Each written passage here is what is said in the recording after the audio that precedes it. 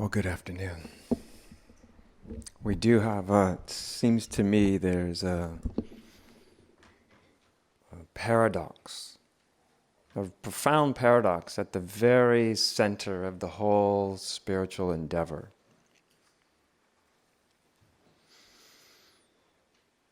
And the paradox is simply this, that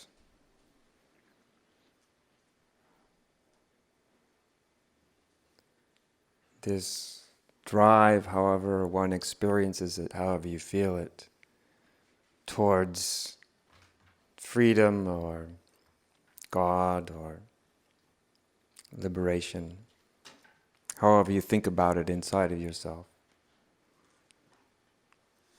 that condition that we seek is an already existing condition. It's already existing.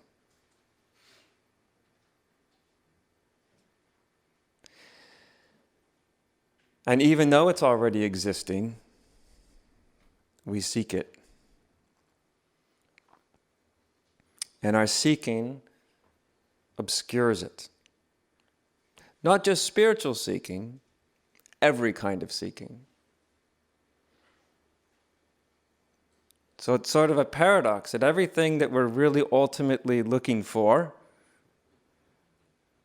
is an already existing condition. In other words, freedom is an already existing condition.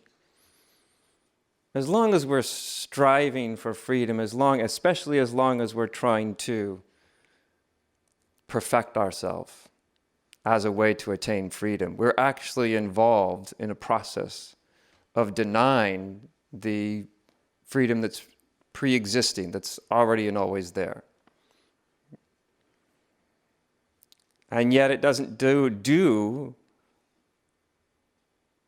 much good to simply assert that the state that we're seeking is already there. It's fine if we already know that. It's rather useless if we don't know it, to just assert it to ourselves over and over again. Because then it becomes some sort of mantra that we're trying to convince ourselves of.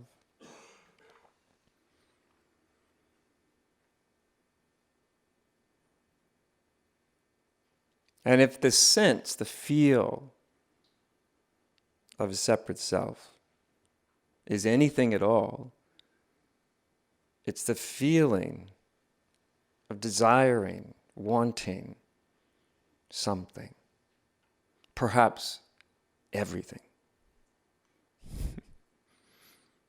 But the desire of wanting. Just imagine what becomes of you if you didn't want. Can you even imagine yourself without any wants at all? I'm not saying you should be in a state of not wanting. I'm not suggesting that anybody should try to be in that state at all, because that would just be something more you want. I want to be in that state where I don't want.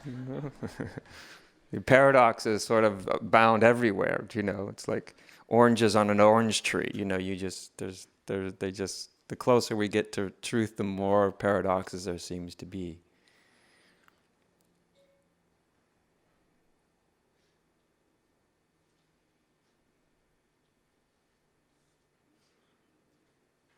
And of course, what sustains this constant state of wanting is the idea, the belief that we can get somehow, somewhere, someday, what we want. And even more than that when we get it, it will make us happy, finally, forever. And it is kind of laughable, isn't it, if you kind of look at it, Especially since, as far as I can tell, almost everybody in this room, if not everybody in this room, has been around at least a couple of decades. Most of us have been around from 3 to 8 decades. And you can't be around very long in life before you start to recognize, although we try very hard not to recognize, the fact that simply getting what we want doesn't necessarily make us happy. Go home after this talk, look around your house or your apartment at all the things that you wanted, that you got. Much less all the junk that you've thrown away over all the years, that each piece of that junk was part of what you wanted. You know, that thing that you put in the trash can, you once wanted that, right? I'm not saying there's anything wrong with wanting. If wanting and a desire disappeared, there would be nothing to sustain the whole physical universe.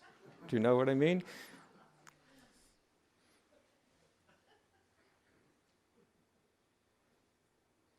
So I'm not preaching the idea that people shouldn't want, you know, shouldn't desire.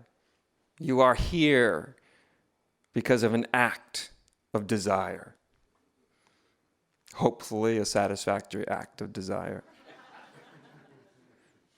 Without that, none of us are here. You know, without wanting to be warm, we don't come out from the cold. And so it goes.